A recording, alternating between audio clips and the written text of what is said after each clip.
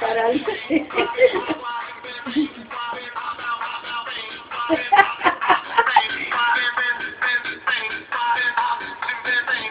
Párate pues, párate.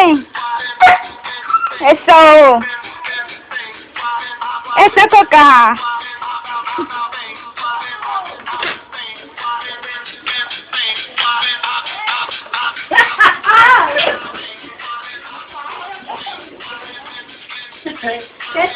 Pobre cosa está parado un hormiguero.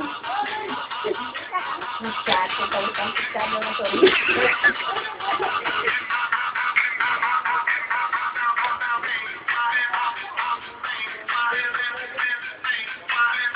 Mira la de verdad.